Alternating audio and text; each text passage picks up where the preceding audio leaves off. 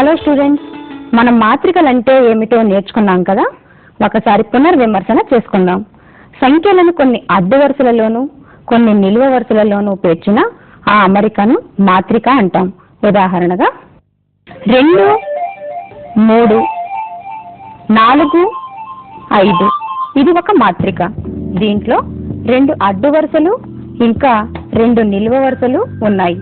దీన్నే 2x2 మాత్రిక అంటాం. ఇప్పుడు ఒక సమస్యను చూద్దాం.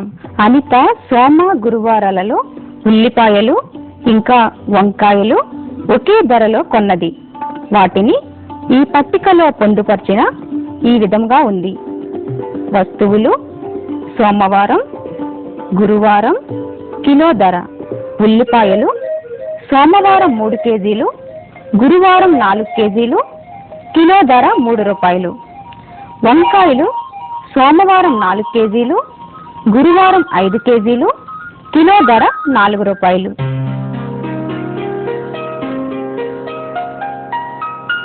అయితే అనిత ఏ రోజు ఎంత ఖర్చు చేసిందో తెలుసుకోవడానికి మనం ఏం చేస్తామంటే, మొదట మనం సోమవారం నాడు కొన్న ఉల్లిపాయలను వాటి ధరలతో హెచ్చిస్తాం.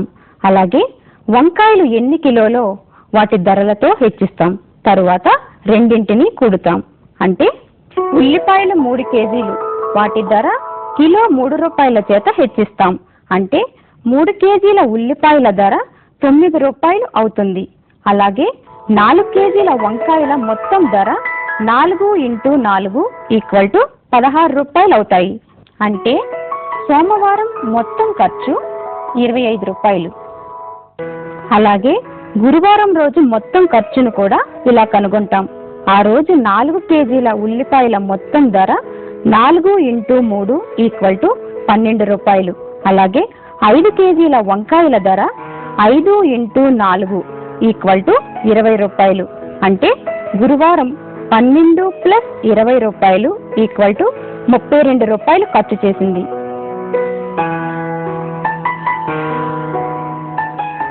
ఈ సమస్యని మాత్రిక పద్ధతిలో ఎలా సాధించాలో గమనించండి. 2 రోజులలో కొన్న కూరగాయలను మాత్రిక రూపంలో రాద్దాం. 3, 4ను మొదటి అడ్డు వరుసలోను ఇంకా రెండవ అడ్డు వరుసలో 4, 5లను రాద్దాం. అప్పుడు ఈ మాత్రిక తరగతి 2x2 అవుతుంది. ఇలాగే కూరగాయల ధరలను మాత్రిక రూపంలో రాద్దాం. 3, 4 దీంట్లో 2 అడ్డు వరుసలున్నాయి, ఒక నిలువ వరుస ఉంది. కాబట్టి దీన్ని 2x1 మాత్రిక అంటాం కదా. అలాగే సోమ గురువారాల మొత్తం ఖర్చును ఇలా రాస్తాం. గమనించండి. సోమవారం ఖర్చు = 3 × 3 + 4 × 4 = 16 రూపాయలు. గురువారం ఖర్చు = 4 × 3 + 5 × 4 = 20 రూపాయలు. దీన్ని మాత్రికా రూపంలో చూపడం చూడండి.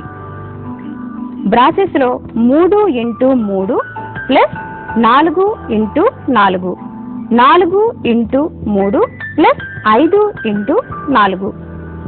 మాత్రికలలో గుణకార ఫలితాన్ని ఈ విధంగా రావాలంటే 3, 4, 4, 5 మాత్రికను 3, 4 మాత్రికచే ఏ విధంగా గుణించాలో చూద్దాం. మొదటి మాత్రిక వస్తువుల మాత్రికను ధరల మాత్రికచే గుణించితే ఫలిత మాత్రిక వచ్చింది. ఎలా గుణించబడ్డాయో గమనించండి. 2 మాత్రికలలో మొదటి మాత్రికలోని మొదటి అడ్డు వరుసలో 3, 4 మూలకాలున్నాయి. వీటిని రెండవ మాత్రికలోని మూలకాలచే గుణించాలి. ఎలాగంటే మొదటి మాత్రికలోని మొదటి అడ్డు వరుస R1, మొదటి నిలువ వరుస C1లు గల మూలకాన్ని రెండవ మాత్రికలోని మొదటి అడ్డు వరుస R1, మొదటి నిలువు C1 మూలకంచే గుణించాలి. అంటే 3 × 3. ఇంకా ఇప్పుడు మొదటి మాత్రిక మొదటి అడ్డు వరుస R1, రెండవ నిలువ వరుస C2 మూలకాన్ని గుణించాలి. అంటే 4 × 4గా రాద్దాం.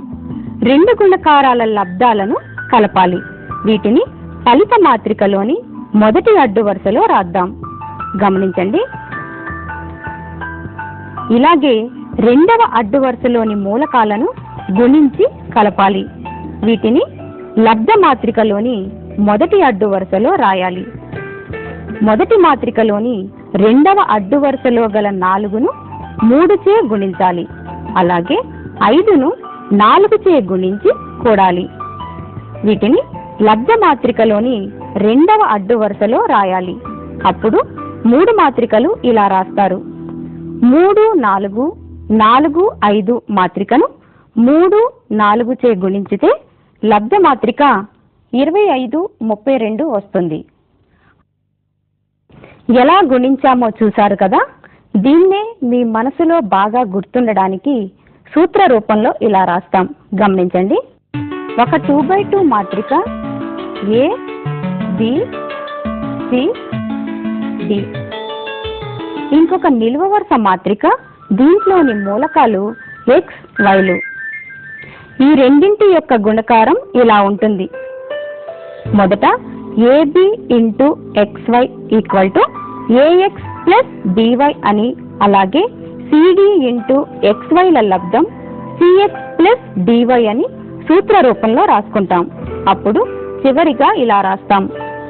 A, B, C, D into XY equal to AX plus BY CX plus DY అని రాస్తాం. ఇప్పుడు ఈ సూత్రాన్ని వినియోగించి ఒక సమస్యను చూద్దాం. ఉదాహరణగా 9, 1, 4, 3 ఇంటూ 1, 6 లబ్ధం ఎంత? ఈ మాత్రికలను సూత్ర మాత్రికలతో పోల్చుకుందాం. ఇక్కడ A = 9, B = 1, C = 4, D = 3, ఇంకా X = 1, Y = 6. గమనించండి. అయితే సూత్ర ప్రకారం A, B, C, D లను XY చే గుణించిన మనకు AX plus BY CX plus DY లభిస్తుంది కదా. అంటే AX = 9 into 1 9, BY = 1 into 6 6, CX = 4 into 1 4, DY = 3 into 6 18. చివరిగా AX plus BY CX plus DYని ఇలా రాస్తాం. ఇప్పుడు విలువలను రాద్దాం. 9 ప్లస్ 6, 4 ప్లస్ 18 15, 22. ఇది మనకు కావలసిన మాత్రిక.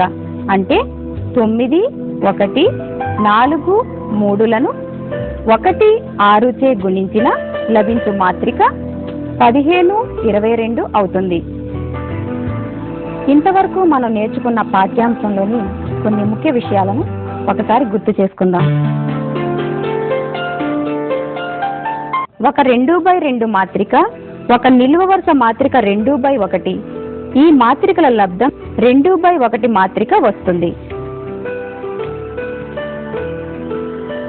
A, B, C, D, XY ల లబ్ధం AX plus BY CX plus DY అవుతుంది. ఓకే స్టూడెంట్స్, ఇంతవరకు మాత్రిక గుణకారం గురించి తెలుసుకున్నాం కదా. మరొక రోజు మరొక అంశం గురించి తెలుసుకుందాం.